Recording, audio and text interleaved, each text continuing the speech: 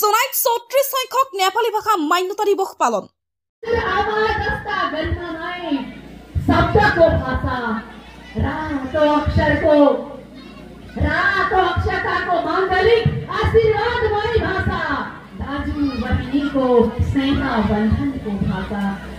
পোন্ধৰ শতাংশতকৈ অধিক নেপালী ভাষী শিক্ষাৰ্থী তথা বিদ্যালয়ত নেপালী বিষয়ৰ পাঠদানৰ দাবী।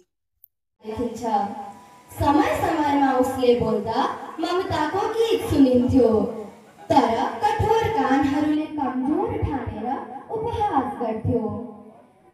জুলাই ৰচখনা ঈশ্বৰ পথাৰত 34 সংখ্যক নেপালী ভাষা মান্যতা দিৱস এদিনীয়া বৰ্ণাঢ্য কাৰ্যসূচীৰে পালন কৰা হয়।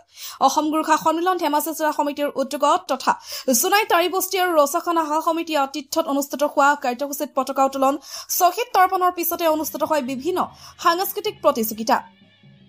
দুপৰীয়া ভাগত ধেমাজি জিলা গোৰ্খা সন্মিলনৰ সভাপতি বিশ্বনাথ প্ৰধানৰ সভাপতিত্বত অনুষ্ঠিত হোৱা সভাত নেপালী ভাষী গোৰ্খা জনগোষ্ঠীৰ সাহিত্য সাংস্কৃতিক পৰম্পৰাৰ বিষয়ে গুৰুতৰভাৱে আলোচনা কৰা হয়। विशेष भूमिका लिनको लागि गाउँ गाउँ अञ्चल अञ्चल गएर भाषा समितिका शाखा खोलेर हाम्रा जनसमुदाय पिछेमा भाषाप्रति जागरुक गर्ने एउटा प्रावधान सुरु गर्नुभएको थियो। তদুপৰি সভাত গোৰ্খা জনগোষ্ঠীৰ বিভিন্ন অভাৱ অভিযোগ সমস্যা আদিৰ বিষয়ে আলোকপাত কৰা হয়। দীঘলীয়া সংগ্ৰামৰ অন্তত 1992 চনতে ভাৰতীয় সংবিধানৰ 8ম অনুচ্ছেদত স্বীকৃতি লাভ কৰা নেপালী ভাষাক চৰকাৰে গুৰুত্ব নিদিয়াৰ অভিযোগ কৰে বক্তাসকলে। 1992 চনতে নেপালী ভাষা স্বীকৃতি পোৱাৰ পিছতে অসমৰ নেপালী ভাষী গোৰ্খা শিক্ষাৰ্থী তথা বিভিন্ন প্ৰাথমিক পৰ্যায়ৰ বিদ্যালয়ত বিষয় শিক্ষক নিযুক্তি দিয়াৰ প্ৰক্ৰিয়া আৰম্ভ হৈছিল।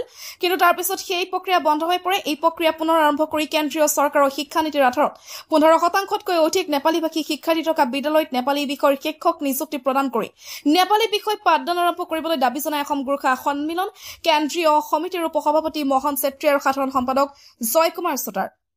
চৰকাৰক এটা কথা আমি আহ্বান কৰিব বিচাৰিছো, আজি যিহেতু আমাৰ এটা মান্যতাপ্ৰাপ্ত ভাষা, প্ৰথম পৰ্যায়ত সেই সময়ত 1992 চনত যেতিয়া হিতেশ্বৰ শইকীয়া চৰকাৰ আছিলে, এই ভাষা আমাৰ স্বীকৃতি হোৱাৰ লগে লগে আমাৰ প্ৰাথমিক বিদ্যালয়ত 100 নেপালী MIL ৰূপত ছাত্ৰ ছাত্ৰীক পঠন পাঠনৰ কাৰণে 100 নেপালী পোষ্ট দিছিল। কিন্তু তাৰ পৰৱৰ্তী পৰ্যায়ত সেই কণ্টিনিউ সেই প্ৰচেছটো কৰা নহ'ল। চৰকাৰে এটা আজিৰ তাৰিখত যিটো শিক্ষানীতি আছে, সেই শিক্ষানীতিৰ আধাৰতো আমি য'ত 15% নেপালী ভাষী ষ্টুডেণ্ট আছে, তাত তেওঁ নেপালী MIL ৰূপত মানে শিক্ষা পাঠদান কৰিব পাৰে বুলি এটা চৰকাৰৰ, এইটো কেন্দ্ৰীয় চৰকাৰৰ এটা শিক্ষা নীতিৰ এইটো এটা সিদ্ধান্ত আছে। তৎসত্ত্বেও আজিৰ তাৰিখলৈকে এইটো ৰূপায়ণ হোৱা নাই। আমি সংগঠনৰ ফালৰ পৰা নেপালী সাহিত্য সভা হওক, অসম গোৰ্খা ছাত্ৰ সন্থা হওক, অসম গোৰ্খা সন্মিলনী হওক, ভাৰতীয় গোৰ্খা পৰিসংঘই হওক, আমি চৰকাৰক আমি দাবী জনাই আহিছো, অতি শীঘ্ৰে আমাৰ এই ব্যৱস্থাটো কাৰ্যকৰী হ'ব লাগে বুলি আমি দাবী জনাই আহিছো। আজিও এই মঞ্চৰ দ্বাৰা আপোনালোকৰ মাধ্যমেদি চৰকাৰক আমি আহ্বান জনাইছো, যাতে আমি সাংবিধানিক হিচাপে আমি যিখিনি সুবিধা পাব লাগে সেইখিনি যাতে অনতিপলমে আমাক সেই পূৰণ কৰি দিয়ে বুলি আমি আশাবাদী। উল্লেখযোগ্য যে দীঘলীয়া সংগ্ৰামৰ অন্তত 1992 চনৰ 20 আগষ্ট দিনা ভাৰত চৰকাৰে নেপালী ভাষাক মণিপুৰী আৰু কংকণী ভাষাৰ সৈতে সংবিধানৰ 8ম অনুচ্ছেদত অন্তৰ্ভুক্ত কৰি স্বীকৃতি প্ৰদান কৰিছিল। সেইদিনৰ পৰা সমগ্ৰ দেশতে 20 আগষ্ট দিনটোক নেপালী ভাষা মান্যতা দিৱস হিচাপে পালন কৰা হয়। ভাষা দিৱস অতি উলহ-মালহেৰে পালন কৰা হ'ল। তাই সঁচাকৈ ভাল লাগিল।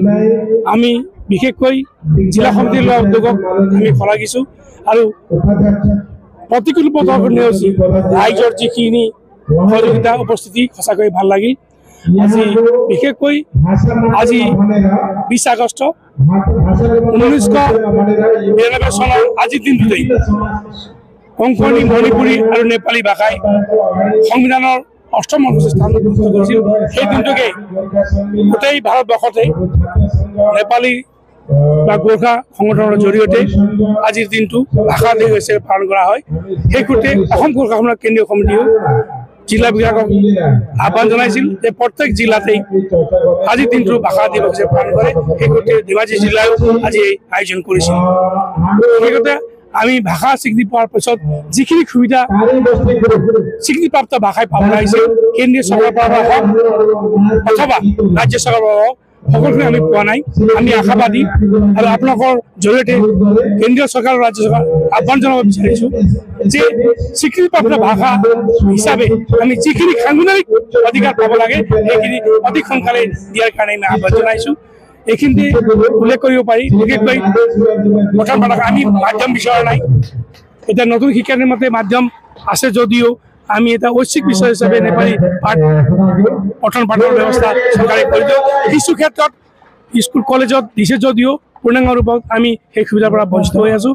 যে আমাৰ ভৱিষ্যত প্ৰজন্মৰ নিজৰ মাতৃভাষা পঢ়া লিখাৰ কাৰণে সুবিধাৰ কাৰণে ঐচ্ছিক ভাষা হিচাপে আমাক অতি শীঘ্ৰে প্ৰদান কৰিবৰ কাৰণে আপোনালোকৰ মাধ্যমেদি চৰকাৰক আহ্বান জনাইছোঁ।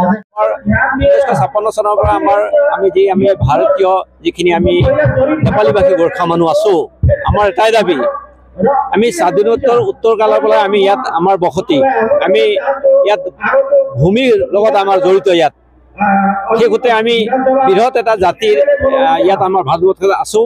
সেই সূত্ৰে আমি 56 চনৰ পৰা আমাৰ এই ভাষা আমাৰ সাংবিধানিক আমি স্বীকৃতি পাব লাগিলে আমাৰ মান আছিলে। সেই সূত্ৰে দীঘলীয়া এটা প্ৰচেষ্টাৰ পিছত 1992 চনৰ 20 আগষ্ট তাৰিখে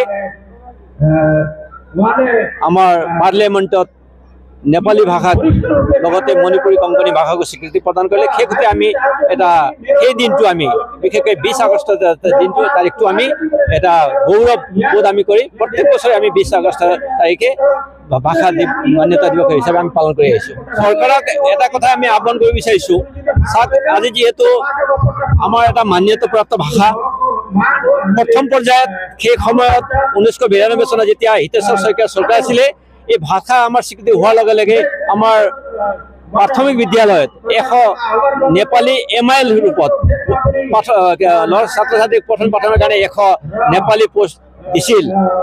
কিন্তু তাৰ পৰৱৰ্তী পৰ্যায়ত সেই প্ৰচেষ্টাটো কৰা নহ'ল। চৰকাৰে এটা আজিৰ তাৰিখত যিটো শিক্ষানীতি আছে, সেই শিক্ষানীতিৰ আধাৰত আমি য'ত 15% নেপালী ভাষী ষ্টুডেণ্ট আছে, তাত তেওঁ নেপালী MIL ৰূপত মানে শিক্ষা পাঠদান কৰিব পাৰে বুলি এটা চৰকাৰৰ, এইটো কেন্দ্ৰীয় চৰকাৰৰ এটা শিক্ষা নীতিৰ এইটো এটা সিদ্ধান্ত আছে। তৎসত্ত্বেও আজিৰ তাৰিখলৈকে এইটো ৰূপায়ণ হোৱা নাই। আমি সংগঠনৰ ফালৰ পৰা নেপালী সাহিত্য সভাই হওক, অসম গোৰ্খা ছাত্ৰ সন্থাই হওক, অসম গোৰ্খা সন্মিলনী হওক, ভাৰতীয় গোৰ্খা পৰিসংঘই হওক, আমি চৰকাৰক আমি দাবী জনাই আহিছোঁ অতি শীঘ্ৰে আমাৰ এই ব্যৱস্থাটো কাৰ্যকৰী হ'ব লাগে বুলি আমি দাবী জনাই আহিছোঁ। আজিও এই মঞ্চৰ দ্বাৰা আপোনালোকৰ মাধ্যমেদি চৰকাৰক আমি আহ্বান জনাইছোঁ যাতে আমি সাংবিধানিক হিচাপে আমি যিখিনি সুবিধা পাব লাগে সেইখিনি যাতে অনতিপলমে আমাক সেই পূৰণ কৰি দিয়ে বুলি আমি আশাবাদী।